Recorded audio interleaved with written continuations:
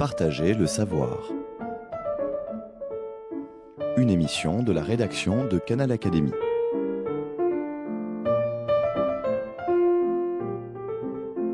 On retrouve Axel Mauger. Aujourd'hui, nous allons parler de Paul Morand et de l'Argentine. Mais avant de vous parler de Paul Morand et de l'Argentine, je vais dire quelques mots sur Paul Morand. Ce personnage de l'Académie française, bien sûr, est quelqu'un souvent que l'on imagine au volant de sa Bugatti, le serre-tête de cuir, bien sûr, sur la tête. On sait que c'est un diplomate écrivain, l'amateur de paquebots, des îles tropicales, des tours de Manhattan, les légendes de l'Asie, bien entendu. Alors, récemment, plusieurs livres sont sortis, ont été publiés sur Paul Morand. Je pense par exemple à un évadé, Paul Morand, un évadé permanent de Gabriel Jardin, qui est un très beau livre, je vous conseille tout à fait. Je pense aussi à Paul Morand, Le sourire du harakiri de Pascal Louvrier et Éric Canalforgue. Et tout cela pour dire que Paul Morand est un grand écrivain français de la génération des années 30 qui, hélas, pour lui, pour nous, s'est un peu fourvoyé ou a été un peu piégé dans le domaine politique. Et au fond, de Paul Morand, seul reste l'écrivain. Et il est avant tout un écrivain. Et n'oublions pas les très beaux livres qu'il a publiés, les très beaux essais, les très beaux romans, les très belles nouvelles, qui sont tous ou toutes des beaux papillons exotiques. Je pense à l'Europe galante, je pense à Bouddha vivant, je pense à Rien que la terre, je pense à Magie noire et je pense à Champion du monde. Et j'ai eu cette chance, si vous voulez, avant d'aller en Argentine, de tomber sur un des livres de Paul Morand qui s'appelait justement Air indien. Et j'ai été tout à fait captivé par le livre. Et c'est à partir de j'ai été inspiré par Air indien et en partant en Argentine, j'ai tenu à rendre un hommage personnel à Paul Morand. Alors, j'intitule donc cette communication sur les traces de Paul Morand et de l'aréopostale. Selon Paul Morand, l'Afrique est vouée au feu, l'Asie et l'Europe à la terre, l'Océanie à l'eau, mais l'Amérique a son principe dans l'air, le grand air, un air jeune, franc, sans ombre ni ride, qu'excite l'électricité. Je repense à ces propos d'un des auteurs français parmi les plus libres de ce siècle, le 20e qui s'achève, tandis que l'avion d'Air France m'entraîne en sautillant, parfois vers les Andes, où règne l'oiseau dieu des Incas. Je suis en train de traverser l'Atlantique Sud sur les traces de Jean Mermoz, conquérant d'un espace jusqu'alors inviolé. Tous les héros de l'aréopostale méritent, à travers le temps qui passe, un signe amical, mieux même une véritable ferveur. Installé au cœur des douces vibrations de la carlingue de l'Airbus, soudain, le film de Marcel L'Herbier, L'Argent, et celui de Jean Grémillon, Le ciel est à vous, me reviennent à l'esprit. Sur l'aviation des temps héroïques, il existe des films de qualité et de solides adaptations. Qui se souvient par exemple d'Anne-Marie, un roman de Jean d'Argence, dont le scénario a été écrit par Saint-Exupéry, dans lequel Annabella interprétait le personnage de l'aviatrice, ou de Courrier Sud, autre film, adapté par le réalisateur Pierre Billon, à partir du roman du grand aviateur. L'œuvre de Joseph Kessel a également inspiré plusieurs films. Je pense entre autres à L'Équipage, où l'on retrouvait Annabella, cette fois dans le rôle de Denise la Coquette. Le livre de Paul Morand que j'ai entre les mains s'intitule Air indien. Ce voyageur infatigable et parfois moins pressé qu'on ne l'a cru me plaît. D'une part, à cause de ce style inimitable, chose vue, d'un œil scalpel, et d'autre part parce qu'il s'agit du témoignage éblouissant d'un homme proté, à la fois sociologue, ethnologue, géographe et historien. Léger, il paraît l'être. En vérité, ces livres fourmillent d'informations les meilleures. Le secret réside, vous en conviendrez, dans le cocktail, et Morand s'y connaît à merveille pour les préparer. Grâce à ses formules piquantes, à son enthousiasme de voyageur bien documenté, mon voyage s'annonce prometteur 60 ans après sa venue En Amérique du Sud, il est évident que Morand y est allé. Sur les traces des héros de l'aéropostale, je découvre à mon tour, plongé en plein ciel, un morceau de continent qui grossit telle la lueur de l'aube sous la loupe du hublot. Morand, l'original écrit encore, un double gel antarctique et arctique termine l'Amérique, lui saisit les pieds et la tête. Sorte de Siegfried libéré du monde universitaire avec son œil d'aigle, il embrasse une bonne partie des Amériques. Même arrivant ici, il semble ne pas oublier la géographie canadienne. Il est curieux, sans pour autant vouloir exagérer certaines ressemblances, que le gel, les grands vents et Madame la langue française rapprochent l'Argentine et le Québec, deux pays en vérité très différents. Le Québec qui est le nord, qui est au nord de l'Amérique, et l'Argentine qui est tout au sud de l'Amérique, bien sûr, du Sud. Toutes les civilisations américaines ayant, paraît-il, adoré le soleil, aussi est-il normal que l'oiseau et son prolongement, l'avion, soient présents au cœur de la mythologie de ces contrées souvent sauvages. Reviennent naturellement en ma mémoire des photos de ces étonnantes poteries rituelles du grand Chimu où sont dessinés des hommes oiseaux. Et toujours l'œil éclair de Morand, qui consacre des pages éblouissantes à quelques-unes des 2500 espèces d'oiseaux des Amériques, la Palomita blanca de las Cordilleras, laquelle habite intensément le folklore de l'Amérique du Sud, renvoie à l'amour aérien des oiseaux que s'est célébré aux sympathiques rencontres un poète du Québec, et non des moindres, Pierre Morancy, grâce au cycle de la plume d'oiseau, la boucle peut être bouclée, la parure devenant écriture. Aussi est-il émouvant d'essayer d'imaginer quelques instants comment se constituèrent ces civilisations de la plume, des Iroquois aux Apaches en passant par la floraison aztèque, dominée par la fameuse danse du serpent à plumes. Si bien que pour interroger à ma façon ces civilisations de la plume en leurs multiples variétés, j'ai emprunté, plus de 60 ans après Paul Morand, non pas pour l'imiter, mais afin de rendre hommage à ceux qui œuvrent en faveur de la langue française et du dialogue des cultures, un avion moyen de transport unique abolissant les distances. Blotti au cœur de ce gros oiseau chantant, je grignote le ciel de ce nouveau continent en pensant au destin incertain de l'Amérique si l'avion n'avait pas été inventé. J'ai la possibilité de suivre pas à pas les découvertes de Paul Morand, puisque je peux lire ces livres pétillants d'intelligence.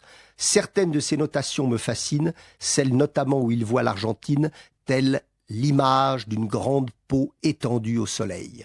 Peau saumonée de la mer, je suppose, avant d'apercevoir celle différemment colorée de la pampa. Tandis que l'avion caresse le ciel et se dirige vers la capitale de ce grand pays, quelle surprise d'admirer enfin la force de l'estuaire platéen, large de 80 kilomètres. Je reprends avec gourmandise Air Indien, donc ce livre, très beau livre de Paul Morand, pour y savourer quelques mots sur l'Empire argentin, fait pour les hommes, précise l'auteur, alors que l'Empire caraïbe a été créé par la nature et l'Empire inca a été engendré par les dieux, s'empresse-t-il d'ajouter. Je réalise que je serai bientôt sur le pas de la porte du plus grand garde-manger du monde et humerai sous peu, avant d'y goûter, les portions énormes servies dans les restaurants. Dommage que Rabelais n'ait point participé à l'aventure de ce pays. Il aurait adoré renifler ces rôtis immenses cuisants dans leur jus. Curieusement, pas un seul de mes interlocuteurs n'évoquera devant moi le nom de Rabelais. Et pourtant, je reste aujourd'hui persuadé que l'Argentine aurait passionnément inspiré cet écrivain prolifique né à la Devinière, près de Chinon en 1494. Mais vous me direz, il est facile de jongler avec l'histoire. Comme l'Empire argentin a été édifié non pas pour des hommes, mais par des hommes, nuance importante, et non pas par des dieux, il me faut ici en profiter pour saluer au passage le courage et l'ardeur au travail des Français et parmi eux des Basques. Mais ne soyons pas chauvins et saluons aussi la venue des Allemands et des Italiens, plus nombreux que ne le furent les Espagnols, pourtant les premiers conquérants. Réalise-t-on un seul instant ce que les Argentins doivent à l'ingénieur français Charles Tellier, l'inventeur du frigorifique? Je ne le crois pas. Le plus surprenant, c'est de découvrir qu'entre la France et l'Argentine, une histoire d'amour a eu lieu et se prolonge, même si la plupart de nos concitoyens l'ignorent. On peut regretter que Paul Morand, personnage cosmopolite par excellence, contribue à accroître cette ignorance au sujet de l'émigration française. Dans les Amériques, lorsqu'il écrit avec le talent qu'on lui connaît dans Air Indien, quelques pages enlevées en imaginant que les Quakers aient débarqué à Buenos Aires plutôt qu'à New York et les Espagnols au Canada plutôt qu'au Mexique. Il est malheureux que les Français du Nouveau Monde semblent avoir déjà disparu de sa conscience. En tout cas, pas de la mienne, ni de celle de l'historien Jacques de Vancé, auteur d'un ouvrage monumental sur l'Amérique du Nord. Et notre prestidigitateur jouant avec les continents d'ajouter « le Sud serait devenu le Nord » et inversement, un seul pays serait resté identique à lui-même, l'Argentine, car tous ces Argentins sont des travailleurs acharnés. Est-ce vrai ? Oui, si j'en crois d'autres lectures faites avant le départ qui m'ont appris que sur les quais du port de Buenos Aires, les chargements de viande ne cessent d'être embarqués sur les bateaux de commerce. Au bord du Rio de la Plata dominent, paraît-il, d'immenses silos à grains, cathédrales industrieuses n'ayant rien à voir avec d'autres cathédrales péruviennes cette fois, dressées vers le ciel, afin d'essayer de faire oublier les massacres et l'horreur inspirée par l'Inquisition. Thème présent, pensez-y, dans Le Flagellant de Séville, autre œuvre de mon compagnon de route, Paul Morand. Un premier tour de ville imaginaire, même hâtif, me permet de deviner ancré en plein Buenos Aires un morceau palpitant de Méditerranée égaré de l'autre côté de l'Atlantique. N'est-ce pas surprenant ?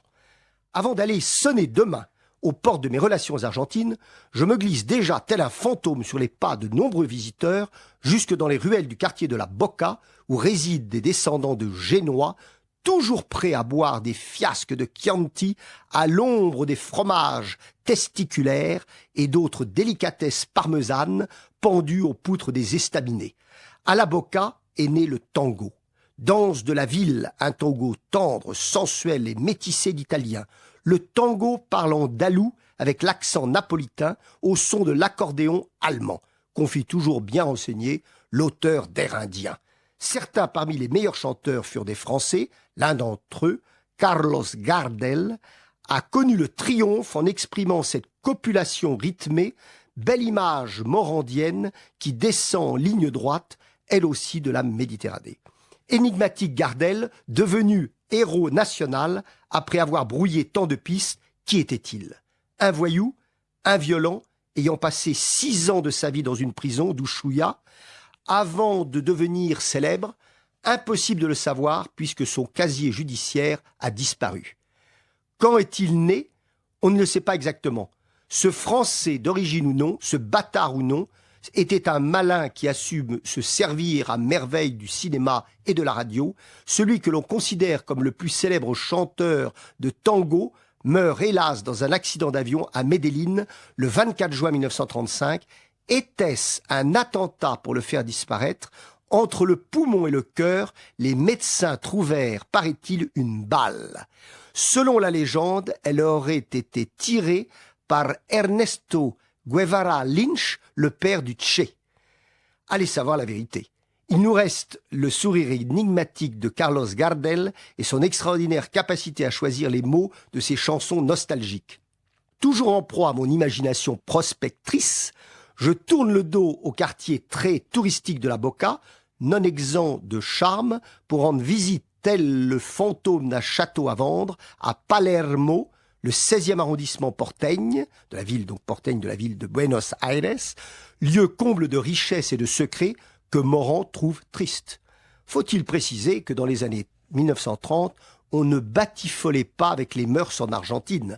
Quelques récits, et non des moindres, témoignent de cette époque sévérissime. Il suffit de se rappeler les débuts de la vie étonnante de la belle Victoria Ocampo, grande dame des lettres argentines, dont l'auteur d'Air Indien cite le nom en passant pour comprendre le poids du puritanisme officiel de l'époque.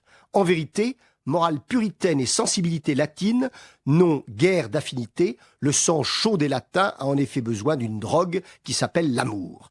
Il me plaît d'essayer d'imaginer un instant un entretien majestueux qui n'a jamais dû avoir lieu entre Paul Morand et Victoria Ocampo. Grâce à elles, je retrouve l'esprit et la chair de la femme. Elles sont, m'a-t-on prévenu, belles à ravir en Argentine. Si à votre tour vous voulez apprécier les qualités esthétiques de la gente féminine, il vous suffira comme moi demain de déambuler le long de l'avenue Florida afin d'y retrouver l'auteur de L'Homme pressé, très beau livre de Paul Morand, je le signale au passage, évoquant le fameux théâtre Colonne, rappelant le nom de Lily Pons, la plus grande chanteuse coloratour du monde en 1930, d'après les Américains, fait à méditer, cette Française d'origine, célèbre alors en Amérique, était presque inconnue en France. La joue droite appuyée contre le hublot, je poursuis ma lecture du livre de Morand. Ce dernier n'hésite pas à confier qu'il aime les femmes argentines parce que ce sont les plus femmes en Amérique, parce que leur éclat se rehausse de modestie latine. Pour être honnête, je vois difficilement notre auteur prendre aujourd'hui le thé aux côtés de Betty Friedan et de quelques autres déesses du même acabit, gorgées de libertés américaines. J'aime la réserve des dames porteñas, l'attention passionnelle qu'elles portent aux choses de l'esprit, leur vie sans distraction, souvent secrète et recluse, comme celle des désenchantés d'Orient, leur volontaire effacement devant l'homme, leur effarouchement ravi quand on leur propose d'aller bavarder seul avec elles à l'heure du thé, ajoute-t-il. De toute évidence, Paul Morand n'est pas Sacha Guitry. Dommage que l'on sente si peu dans ces pages la présence parfumée de la courageuse Victoria Ocampo. Déjà à l'époque, n'en déplaise aux grands voyageurs, un certain nombre de femmes argentines se battaient non sans difficulté pour améliorer leurs conditions. Avant de s'envoler vers d'autres cieux, Morand décide heureusement d'aller tâter le pouls de la Pampa, cette vaste Flandre australe, royaume souverain du taureau, où les vaches sont des dames et où le bœuf ne travaille pas, contrairement à celui d'Europe, devenu, lui, une sorte de bœuf prolétaire. De Buenos Aires à Mendoza, pas un mur, pas un tertre, constate-t-il. Je me prends à vivement regretter que des cinéastes tels que Jean Vigo ou René Clair, ou encore Jean Renoir, ne soient pas venus filmer l'Argentine des années 30, nous aurions aujourd'hui des témoignages percutants, des créations enlevées sur un univers ressemblant à l'arche de Noé. C'est, ne l'oublions pas, au cœur de la Pampa, qu'habitent bon nombre de descendants des Basques, ce sont des colonisateurs de premier ordre, Pampa. Cher également à celui qui fut un prince des poètes, j'ai nommé là le délicieux Jules Supervielle. Et je cite de lui: « Je fais corps avec la Pampa qui ne connaît pas la mythologie. Je m'enfonce dans la plaine qui n'a pas d'histoire et tend de tous côtés sa peau dure de vache qui a couché dehors. » Morand, toujours faussement pressé, prend le temps d'y rencontrer des membres des sociétés d'entraide de Navarre ou des Basses-Pyrénées, des souvenirs précieux de visites effectuées à la Revue des Deux Mondes où le rédacteur en chef à l'époque, un certain monsieur Léon Boussard, dans les années 80, me parlait du Pays basque et du sang de ce peuple inassimilable qui rappelait le sang indien, me reviennent à l'esprit. L'Airbus descend à présent, doucement, ô beauté du mot douceur qui revient souvent dans Vol de nuit de Saint-Exupéry, vers la terre argentine, qui sait si bien accueillir les visiteurs. Je découvrirai bientôt un nouveau monde, celui des francophiles argentins qui, entre Lasso et Pampa, entre la Boca et Palermo, entre le souvenir de Victoria Ocampo et celui de Roger Caillois, prennent un immense plaisir à vivre les joies de l'esprit à l'ombre des Andes et de cet air indien si magnifiquement présenté par Paul Morand. Comme 1492, année douloureuse et pleine d'enfantement, me semble à la fois lointaine et proche. Après un atterrissage impeccable, l'avion s'immobilise sur le tarmac de l'aéroport international de Buenos Aires.